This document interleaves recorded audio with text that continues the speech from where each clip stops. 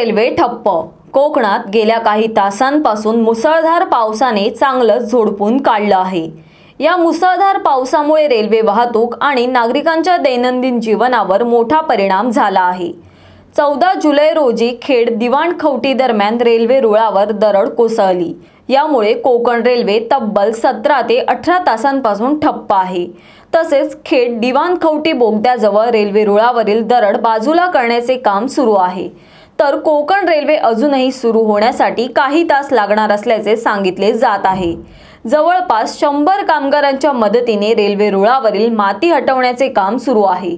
वाहतूक ठप्प असल्याने काही गाड्या या रद्द करण्यात आल्या असून काही गाड्या इतर मार्गावरून वळविण्यात आल्या आहेत, तर काही गाड्यांच्या वेळेत बदल करण्यात आला आहे।